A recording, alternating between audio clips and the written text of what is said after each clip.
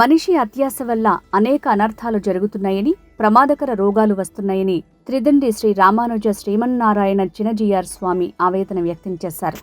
ప్రకృతిని మనిషే నాశనం చేస్తున్నాడన్నారు.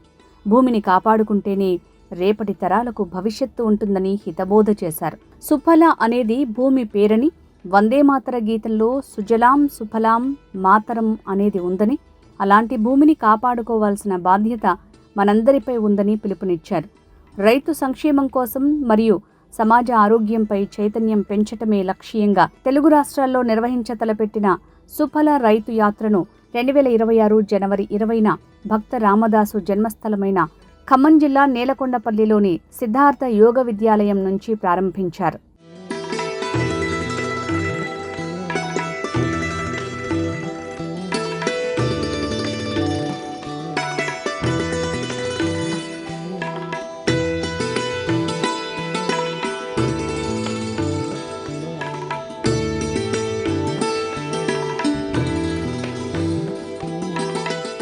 సిద్ధార్థ యోగ విద్యాలయం వ్యవస్థాపకులు, ప్రకృతి వైద్యులు రామచంద్రరావు అధ్యక్షతన జరిగిన సభలో చినజీఆర్ పాల్గొన్నారు. సిపిఐ జాతీయ నాయకులు నారాయణ, ప్రకృతి వ్యవసాయ ప్రేమికుడు Vijayaram, Rythunestham foundation chairman doctor Yadlapalli Venkateswararao, agri horticulture society ముఖ్య సలహాదారు నల్లమల వెంకటేశ్వర్లు, సమాచార హక్కు చట్టం కమిషనర్ పివి శ్రీనివాస్ తదితరులు హాజరయ్యారు. ఈ సందర్భంగా సిద్ధార్థ యోగ విద్యాలయంలో సంప్రదాయ వ్యవసాయ పనిముట్లను ప్రదర్శించారు. దేశవాళీ విత్తనాలను ప్రదర్శించి అవగాహన కల్పించారు. ఆదర్శ గోశాలల నిర్వహణపై ప్రత్యక్షంగా వివరించారు. గాంధీ గ్లోబల్ ఫ్యామిలీ మరియు గాంధీ జ్ఞాన్ ప్రతిష్టాపన సహా పలు స్వచ్ఛంద సంస్థల ఆధ్వర్యంలో వ్యవసాయ విజ్ఞానాన్ని రూపొందించేలా ప్రదర్శనలు, కార్యక్రమాలు నిర్వహించారు.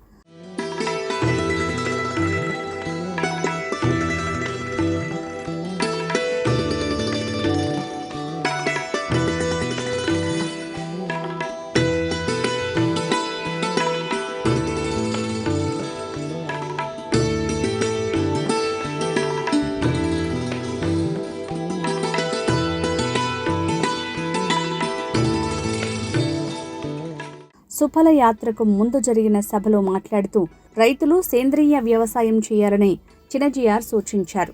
అప్పుడే భూమితో పాటు మనుషులు ఆరోగ్యంగా ఉంటారని పేర్కొన్నారు. రైతులు సహజ వ్యవసాయం వైపు మళ్లాలని సిపిఐ జాతీయ నాయకులు నారాయణ పిలుపునిచ్చారు. రసాయనాలు లేని వ్యవసాయంతో ప్రజల ఆరోగ్యం, పర్యావరణం బాగుంటాయని, రైతుల ఆర్థిక భరోసాకు సహజ వ్యవసాయమే ఉత్తమ మార్గమని వ్యవసాయ నిపుణులు సూచించారు. మనం చిన్నవాళ్లుగా ఉన్న రోజుల్లో మన సోషల్ మాస్టర్ గారు ఒకటి చెప్పారు మనకి, భారతదేశంలోనే సుసంపన్నమైన వ్యవసాయ రాష్ట్రం ఏదైనా ఉందంటే అది పంజాబ్ అని. పెద్దవాళ్ళందరికీ గుర్తొచ్చుంటుంది. నిజమే, గడిచిపోయినాయి 60 ఏళ్ళు దాటిపోయిన వాళ్ళుగా మనం ఉన్నాం.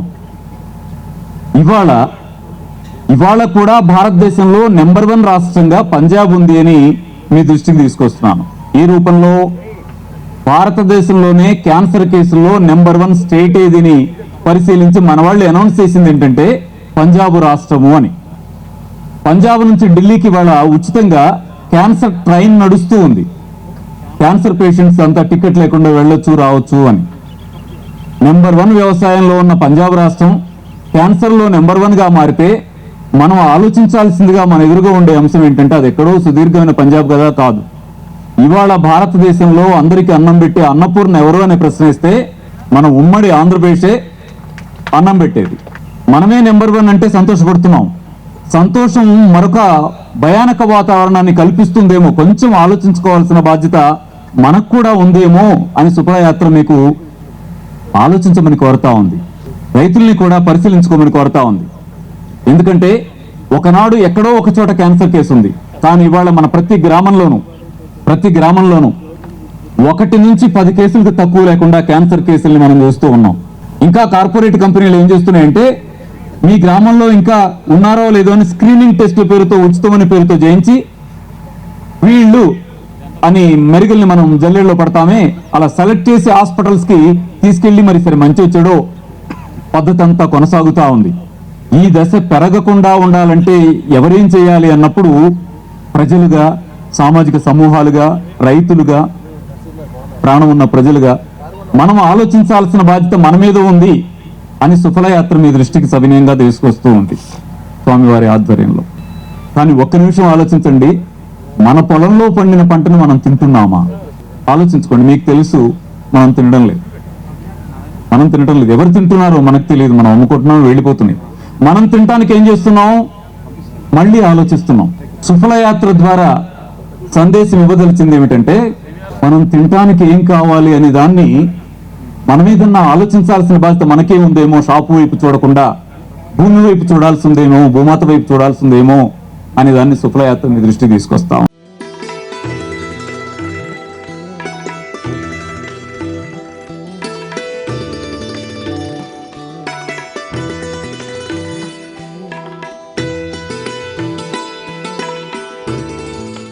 మన భారతదేశంలో అత్యంత సారవంతమైన భూమి ఉంది. మీరు రష్యా, అమెరికా ఎక్కడ చూసుకున్నా కూడా మనకి సంవత్సరం ఒక పంట పండేది, మనకి 3 పంటలు పడతాయి. మనకి 6 నెలలు మంచిగా ఉంటుంది. దానికి ఎక్కువ పోషణ జరగాల. మన భారతదేశం ఏంటంటే సాయిల్, భూమి చాలా సంపన్నమైంది, సారవంతమైంది. నీరుంది, భూమి ఉంది, కష్టపడే జనం ఉన్నారు. ఇక్కడ నుంచి గల్ఫ్ కంట్రీలో పోయి పని చేస్తున్నారు, మేధావులు అమెరికాలో పని చేస్తున్నారు, చేతి పని చేసే వాళ్ళు పోయి గల్ఫ్ పని చేసుకుంటున్నారు. కష్టపడేటువంటి మనస్తత్వం ఉంది. అది కష్టపడే జనం ఉంది, సారవంతమైన భూమి ఉంది, సంవత్సరం పొడవున నదీ జలాలు, సహజ నదీ జలాలు ఉండి ఎందుకు మనం కరువు కాటాలనే ఒకటి ప్రశ్న. అయితే మనం సహజంగా చేసేటువంటి పంటలు వచ్చిన ప్రాబ్లం ఏంటంటే వాళ్ళ టెంప్టేషన్, మీకు అధిక ఉత్పత్తి చెప్పడం ద్వారా ఆ విత్తనాలు తీసుకోవడం, ఆ విత్తనాలు చెడిపోవడం, సొంతంగా విత్తనాలు తయారు చేసే అవకాశం లేకుండా పోవడం. అంటే కంపెనీ విత్తనాల నుంచి దోపిడీ మొదలవుతుంది. రెండవది ఏంటంటే ఎరువుల కంపెనీలు ఎవరివి? పెద్ద పెద్ద ఆసాములువే ఎరువుల కంపెనీలు. ఆ ఎరువు కంపెనీ ఉచితంగా ప్రచారం చేసి మన సేవలు వేస్తుంటారు. ఆ ఎరువు కంపెనీ టెంప్టేషన్ ఉంది. టైర్డ్గా ఉన్నప్పుడు కాఫీ తాగితే ఇన్స్టెంట్ రియాక్షన్ ఉంటుంది. అట్లా ఇన్స్టెంట్ రియాక్షన్ ఇచ్చింది. దానికి అలవాటు పడిన తర్వాత కార్పొరేట్ కంపెనీలకి లాభాలు వస్తున్నాయి, మనకేమో నష్టాలు వస్తున్నాయి. ఆరోగ్యాలు చెడిపోతున్నాయి. ఆరోగ్యాలు చెడిపోతే హాస్పిటల్ ఎవరివి? అంత సంపన్న వరకు కార్పొరేట్ హాస్పిటల్స్. మన వ్యవసాయం వచ్చిన మార్పు వల్ల ఎవరు లాభపడుతున్నారు, ఎవరు నష్టపడుతున్నారు అంటే ప్రజలు నష్టపడుతున్నారు, ప్రజలు లాభపడుతున్నారు. దీనికి విరుగుడు కావాలి. కాబట్టి మేము ప్రయత్నిస్తున్నాం, సరిపోవడం లేదు ప్రయత్నం. ఈ సమయంలోనే ఈ అంశం పైన చంద్రబాబు గారు సుఫలయాత్ర ప్రారంభించాక నేను చాలా సంతోషపడ్డా. మానవ జన్మ చాలా గొప్పది. ఈ ఉన్న స్థానం సమాజానికి అంతం చేయాలి. ఏమైనా చేయండి, సమాజం నాశనం చేయబాకండి, ప్రకృతిని ధ్వంసం చేయబాకండి. ఉన్న ప్రకృతిని పెంచుకొని పోషించుదాం. మన వంత కర్తవ్యంగా ఉన్నంత జీవితంలో కొంత పెంచుకొని చేద్దాం. సమాజాన్ని పట్టి పీడిస్తున్నటువంటి కృత్రిమ ఎరువుల యొక్క ప్రమాదాన్ని పాల్గొనాలి. ఆరోగ్యానికి ఉపయోగపడేటువంటి ఆర్గానిక్ ఫుడ్, సేంద్రియ వ్యవసాయాన్ని బలోపేతం చేయడానికి ఉపయోగపడే వయసులో ఈనాటి కార్యక్రమం ఉపయోగపడుతుంది. కమ్యూనిస్ట్ పార్టీకి మేము మనస్ఫూర్తిగా సమర్థిస్తాము. Thank you.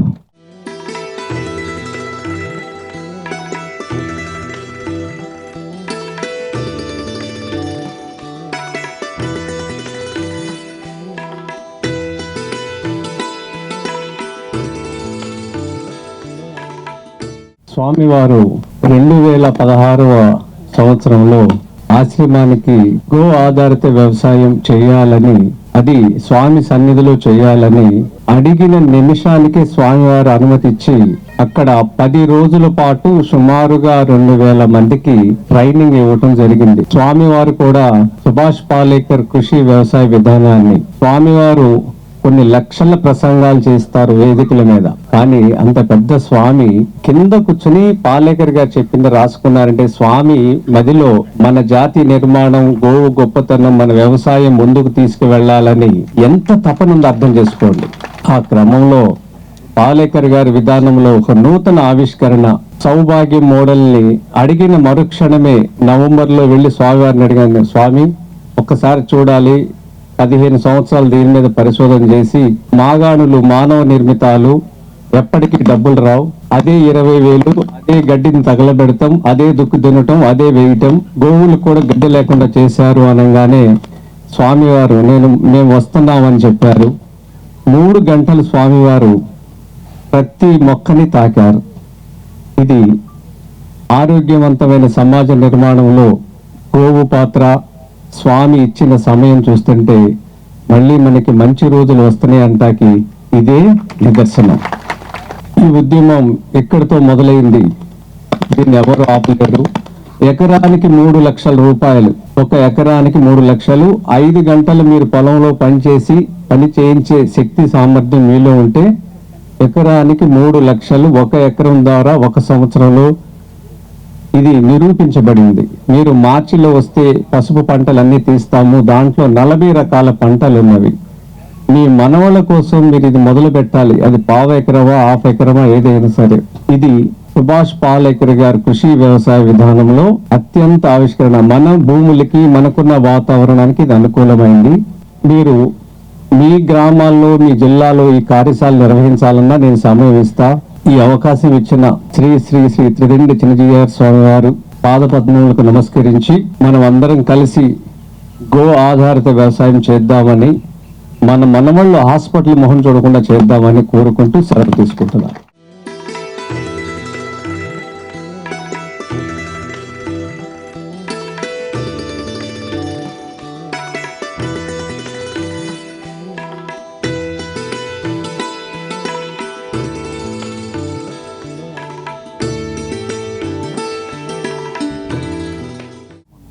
ప్రతి ఒక్కరూ కూడా ప్రకృతి వ్యవసాయం చేయాలి రైతులు అనేది మీ అందరి కోరిక.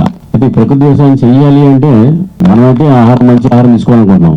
భూమిలో ఉన్న సూక్ష్మజీవులకి మనం ఎలాంటి ఆహారం ఇస్తున్నాం అంటే విపరీతమైన రసాయన ఎరువులు, పురుగు మందులు అది ఆహారం ఇచ్చి దాని ద్వారా వచ్చే ఉత్పత్తుల్ని అందరూ కూడా సేవిస్తున్నారు.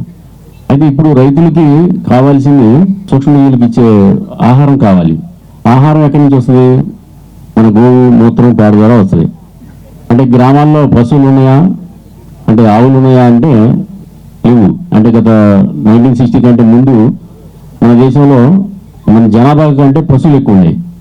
దాంట్లోనూ మనం ఈ రసాయనిక ఎరువులు, పురుగులు వాడటం వల్ల క్రమక్రమంగా మన జీవన విధానం మారిపోయింది. అంటే మన లైఫ్ స్టైల్ మారిపోయింది. అంటే మన జీవన విధానం రావాలంటే ప్రకృతి వ్యవసాయం చేయాల్సిందే. అంటే ప్రకృతి వ్యవసాయం చేయాలంటే మనకి గ్రామాల్లో పశు సంపద పెరగాలి. పశు సంపద పెరగాలంటే ప్రతి ఒక్కరు కూడా ఒక ఆవుని ఇంటి దగ్గర ఉండాలి. ఈ శుభయాత్ర చేపట్టడం అనేది ఒక గొప్ప విషయంగా భావిస్తున్నాను. అలాగే ఈ శుభయాత్ర కేవలం రైతులే కాకుండా ప్రకృతి వ్యవసాయం ద్వారా పండించే ఆహారాన్ని తీసుకునే ప్రతి ఒక్కరు కూడా ఈ శుభయాత్రలో పాల్గొనాలని నా కోరిక.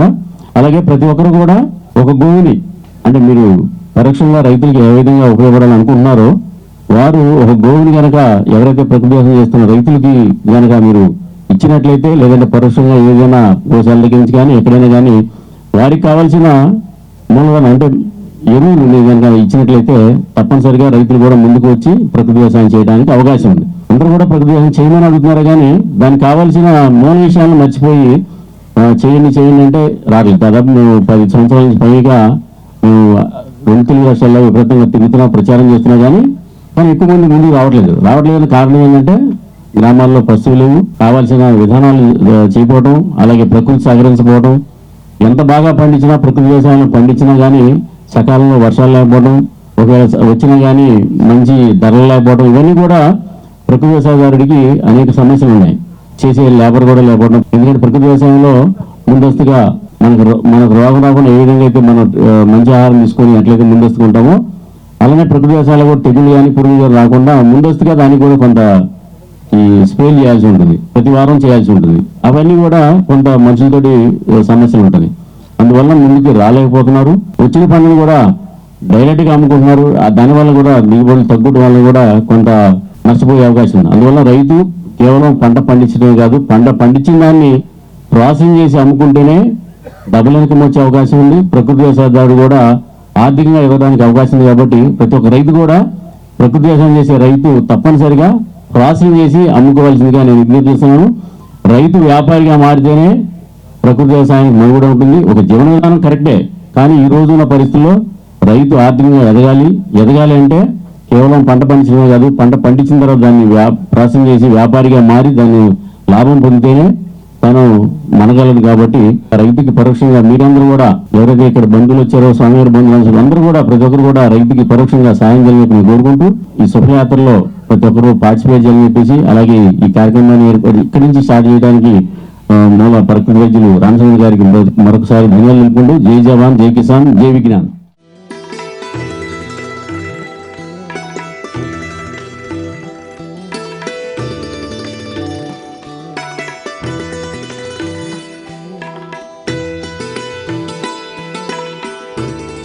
ఖమ్మం నుంచి 100 మంది సేంద్రియ రైతులను తీసుకెళ్లి ట్రైనింగ్కి వెళ్ళాం. అప్పుడు మాకు విజయరామ్ గారు చెప్పారు, నిన్ననే స్వామి గారు పాదయాత్ర చేస్తారని చెప్పి మాటిచ్చారు, బహుశా మీ జిల్లా మేము భద్రాచలంలో ఎండింగ్ చేస్తే బాగుంటుందేమో, మీ జిల్లాకు వస్తామని చెప్పి చెప్పడం జరిగింది.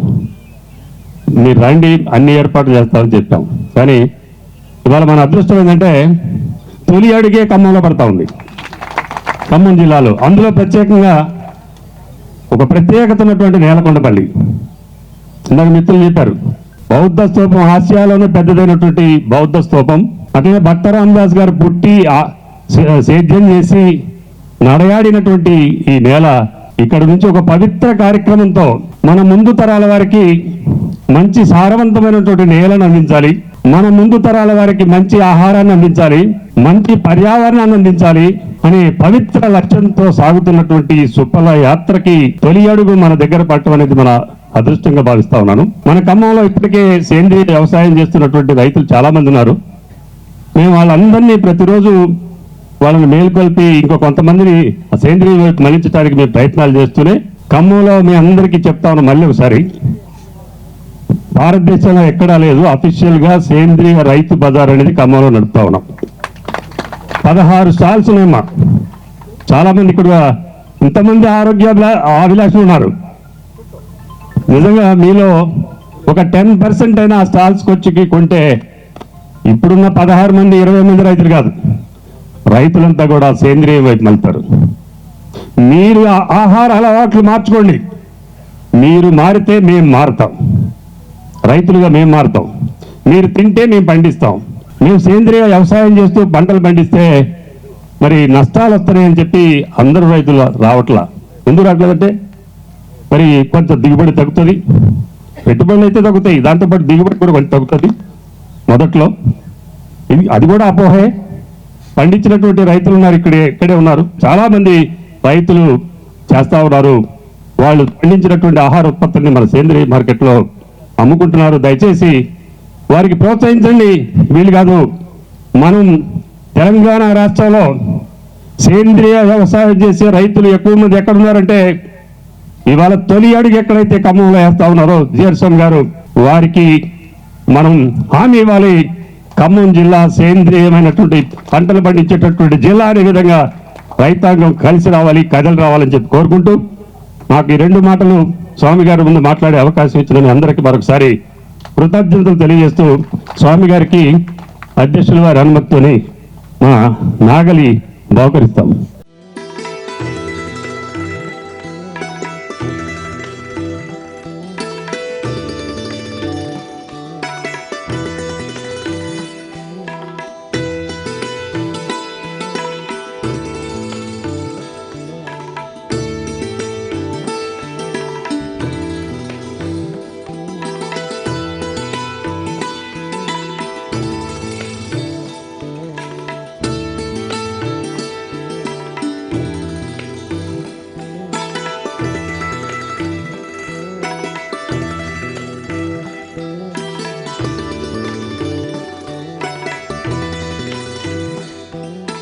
మేము చదువుకునే రోజుల్లో ఒక చర్చ ఉండేది.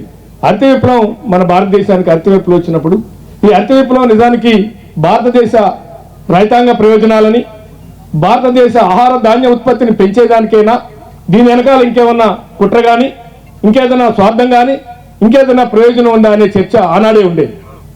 ఎందుకంటే ప్రపంచంలో అత్యంత పెద్ద దేశం, వ్యవసాయ ఆధారిత దేశం. ఈ దేశంలో మరి సేంద్రీయ వ్యవసాయం ఉంటే మరి దాన్ని ధ్వంసం చేయకపోతే మన పెస్టిసైడ్స్, మన ఫెర్టిలైజర్స్, మన విత్తనాలు, వరి వింగడాలు విత్తనాలు ఎవరు కొంటారు? ఇట్లాంటి భారతదేశంలో ఇంకా ఎరువుల మీద ఆధారపడి, ఇందాక పెద్దలు చెప్పినట్టుగా పశువుల పేడ మీద ఆధారపడి వ్యవసాయం చేస్తే మన ప్రపంచం మార్కెట్ ఆధిపత్య ధోరణి ఏదైతే ఉందో భారతదేశానికి కుదిపింది. దాని ఫలితంగా ఇవాళ హరిత విప్లవం వచ్చింది.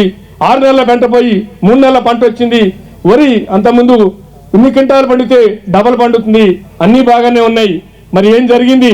ఏం జరిగితే ఇవాళ మనం సేంద్రియ వైద్యం కానీ లేదు సేంద్రియ వ్యవసాయం కానీ కోరుకుంటున్నాం అంటే ఆ కుట్రని మనం కనిపెట్టాలి. ఇవాళ ప్రభుత్వాలు కూడా హరిత విప్లవాన్ని ప్రోత్సహించిన ప్రభుత్వాలు, లేదు ఫెర్టిలైజర్స్ని పెస్టిసైడ్స్ని ప్రోత్సహించిన ప్రభుత్వాలు కూడా ఇవాళ సేంద్రియ వ్యవసాయం కావాలని కోరుకుంటున్నాయి. స్వామి గారు లాంటి వాళ్ళు ఇవాళ మరి శుభయాత్ర ద్వారా సమాజహితం కోసం ఆధ్యాత్మికమైనటువంటి ఒక అంశం అయితే సమాజంలో రోజు రోజుకి ప్రపంచ మార్కెట్ ఆధిపత్యం వలన ఇవాళ విద్య నష్టపోయినాం, వైద్యం నష్టపోయినాం, వ్యవసాయం నష్టపోయినాం. అన్నిట్లో వాళ్ళు చెప్పిందే కొనాల్సిన పరిస్థితి, వాళ్ళు పెట్టిందే తినాల్సిన పరిస్థితి, వాళ్ళు చేయించుకోమన్న ఆరోగ్యమే చేయించుకోవాల్సిన పరిస్థితి, పరాణ జీవులుగా మారిపోయినాం. దాని నుంచి బయటపడేయడానికి ఇవాళ సుఫలయాత్ర స్వామి గారు తలపెట్టారు. నిజానికి ఇది చాలా సంతోషకరం. ఎందుకంటే ఎక్కడో ఒక అడుగు వేయాలనేటువంటిది ఉంది. ఆ అడుగు నేలకొండపల్లిలో బౌద్ధ స్తూపం ఆధారంగా భక్త రామదాసు నడియాడిన ప్రాంతంలో ఇవాళ ఆ అడుగు పడి ఇది మహా ఉద్యమంలాగా సాగి ప్రజలందరూ జాగృతమై మళ్ళీ మన సంస్కృతిని, మన సాంప్రదాయాన్ని, మన వ్యవసాయాన్ని, మన వైద్యాన్ని, మన విద్యని రక్షించుకోవాలని కోరుతూ సెలవు తీసుకున్నా. జై శ్రీమన్నారాయణ.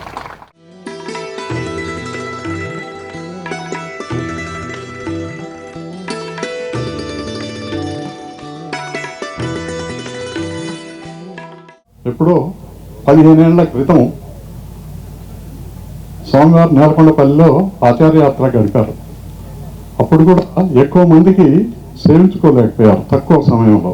అది మీలో కొంతమంది గుర్తుంటుందని భావిస్తున్నాను. అయితే చరిత్రలో ఎవ్వరూ చేయలేని సాహసం, ఏ మఠాధిపతి పీఠాధిపతి కూడా చేయలేని సాహసం మన చిన్నజీయర్ స్వామి వారు 108 అడుగుల ఎత్తున రామాంజల వారిని ప్రతిష్ఠించడం ముచ్చింతల విలేజ్లో.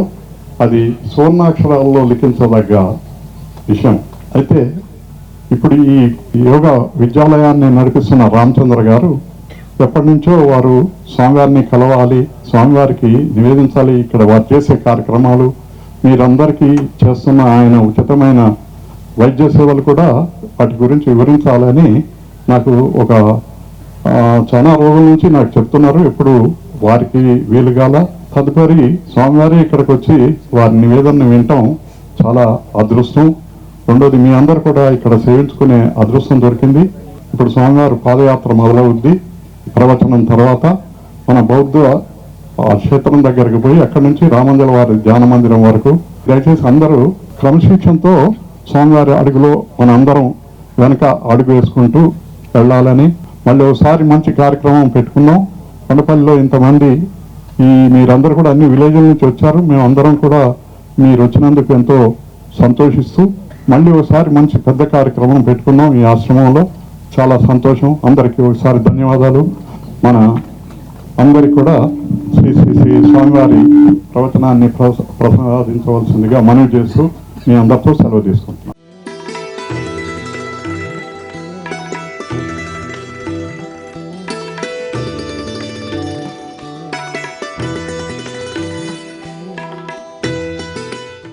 దాతారం సర్వసంపదాం లోకాభిరామం శ్రీరామం భూయో భూయో నమామ్యహం. జై శ్రీమన్నారాయణ. ముందుగా అందరికీ మంగళాశాసనాలు చేస్తున్నాం. బంధువులారా, సుఫలా ఇది మన భూమికి పేరు. రోజు మనం భూమిని చేసే ప్రార్థనలో వందే మాతరంలో సుజలాం సుఫలాం మాతరం వందే వందే అని మనం స్మరించుకుంటూ ఉంటాం. సుఫలా అయినటువంటి భూమిని నిష్ఫలాగా మార్చడానికి చేసే ప్రయత్నానికి అది తప్పు అని చెప్పి దాని పవిత్రతని మళ్ళీ నిలబెట్టుకోగలిగే స్థితిని మనమే కల్పించుకోవాలి. మనందరినీ చక్కగా పోషించే ఈ భూమి విషయంలో కూడా మనం చేసే ఇప్పటి వ్యవసాయం లేదు, ప్రకృతి విషయంలో మనం చూపించేటటువంటి శ్రద్ధ అదే క్రమంలో సాగుతుంది. బంగారు గుడ్లను ఇస్తోంది కదా అని దానిని పొట్ట కోస్తే మొదటికే మోసం వచ్చినట్లుగా, పంటలు ఇస్తోంది కదా అని 2, 3, 4 పంటలు పండించేస్తుంటే పర్యవసానం మనకి త్రాగడానికి నీటిని కూడా ఇవ్వలేని దశకి భూమి చేరిపోవడం ఇది తగదు. ఇది అతి ఆశ అవుతుంది. ఈ అత్యాశ ఉంటే సమూల నాశము అనేది మనకి భారతం చెప్తోంది. అత్యాశ అనేది చాలా ప్రమాదకరం. మనకి కావలసిన వాటిని ఇవ్వగలిగే శక్తి మన భూమాతకి ఉంది. మనని పోషించగలిగేటటువంటి సామర్థ్యం ఆ తల్లికి ఉంది. కానీ దాన్ని మనం మన ఆలోచనల ప్రభావం చేత పాడు చేసుకుంటున్నాం. మనిషికి ఆలోచనే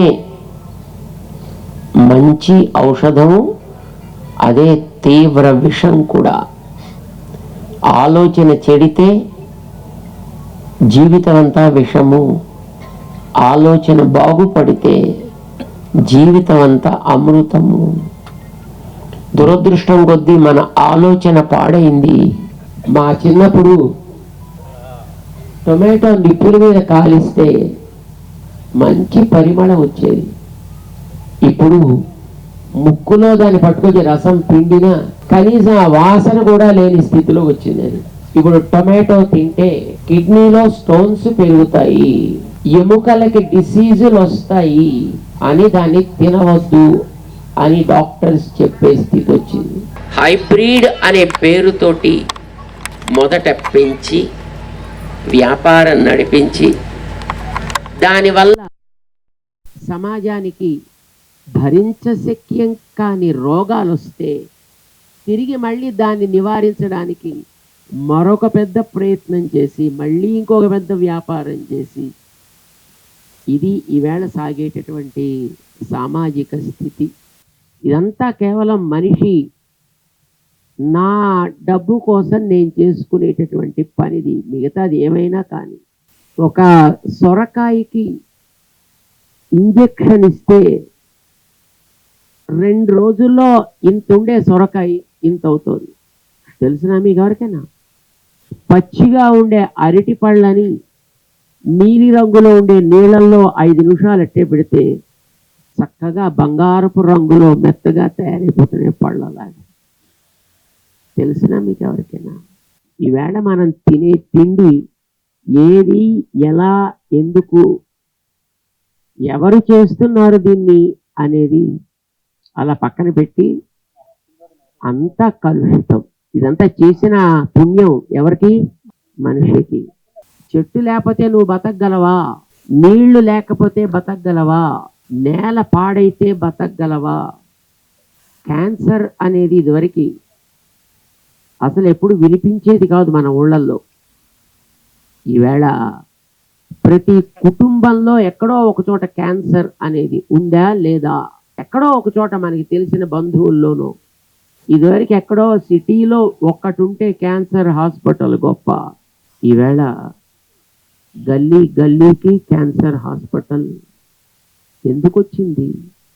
మనం చేసుకున్నటువంటి స్వయం కృతం, మనం పండించే పంట, మనం తినే తిండి, మనం సాగించే జీవన విధానం, మనతో పాటు బతికే జంతువుల విషయంలో మనం చూపించే శ్రద్ధ, ఇవన్నీ దీనికి కారణమే. చివరికి మనం తాగే నీళ్లు ఇప్పుడు అందరికీ ఆ సీసాలో ఉండే నీళ్ళైతేనే అదేదో చాలా పవిత్రమైన నీళ్లు కాబోలని ఉద్దేశం. ఇదివరకు హాయిగా నూతులోంచి నీళ్లు తోడుకుని అవి చాలా పవిత్రమని తాగేవాళ్ళు. ఇప్పుడు ఆ నూతులు లేకుండా చేశారు. నదుల్లో నీళ్లు పవిత్రంగా ఉండేవి. స్నానం చేసి ఓ చెంబుడు తెచ్చుకుని ఇంట్లో దేవుడు పూజ చేసేవారు. నదుల్లోకి దిగడానికి లేకుండా చేశారు. ఇప్పుడు మనం కేవలం మంచిగా ఉండేటటువంటి ప్రకృతి వనరులని కూడా మనం నాశనం చేస్తున్నాం. ఇంకా మనం ఎక్కడ ఉంటాం? ఒక రకంగా పాశ్చాత్య దేశాల్లో 6 నెలలే పండుతాయన్నారే, it's a probably blessing to them. అంటే మిగతా 6 నెలలు మంచు కప్పి ఉంది కనుక దాన్ని టచ్ చేయకుండా ఉంచుతాడు.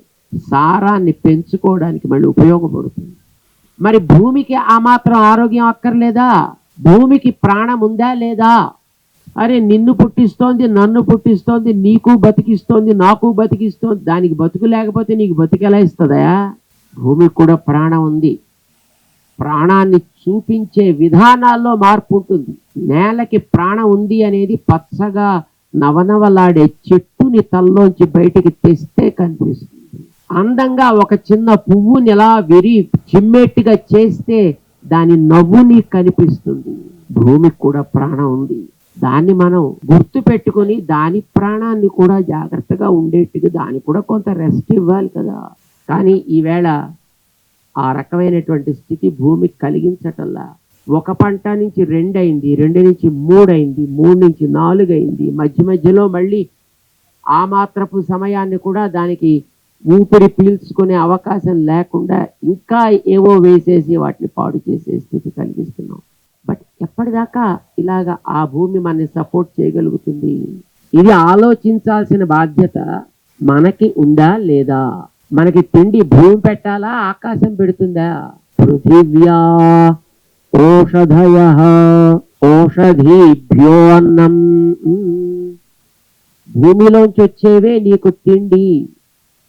నీకే కాదు ప్రతి ప్రాణికి కూడా భూమిలోంచి ఏమొస్తున్నాయో అవే తిండయ్యా. నీకు తిండి ఎప్పుడు బయట నుంచి రాదు, ఆకాశంలోంచి. నీ భూమే నీకు ఇవ్వాలి, ఇచ్చేట్టుగా దాన్ని ఉంచాలి.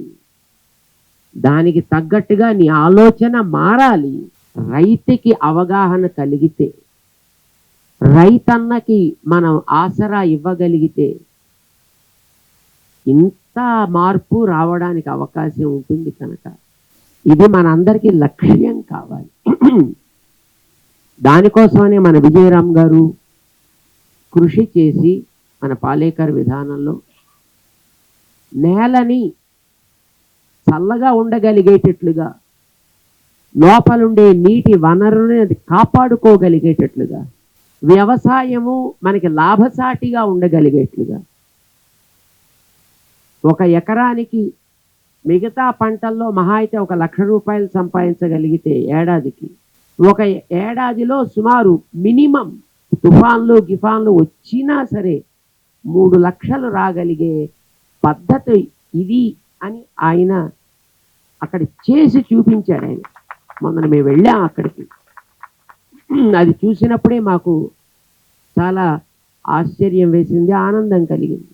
పైగా మామూలు వ్యవసాయానికి వాడే నీళ్ల కంటే కేవలం అందులో 10% నీళ్లు వాడితే చాలు, ఇన్ని పంటలు పండుతాయి, అంత లాభం వస్తుంది అని ఆయన చూపించారు అక్కడ.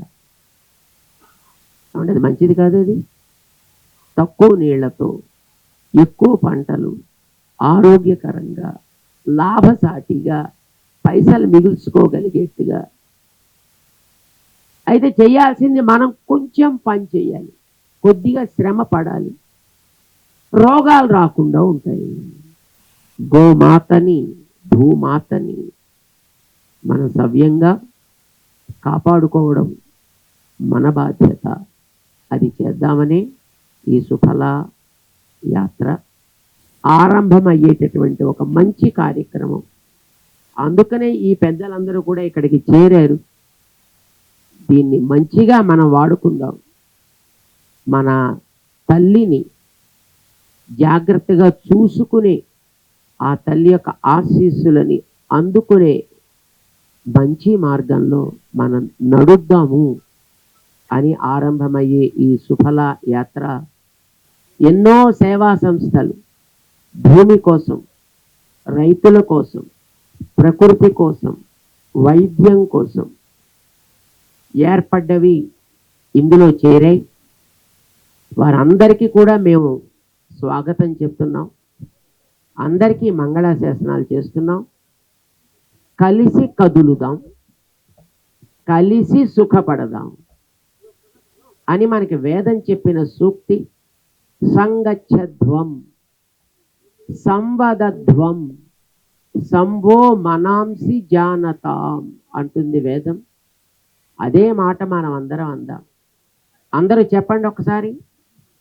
సంగచ్చధ్వం సంవదధ్వం సంవో మనాంసి జానతాం.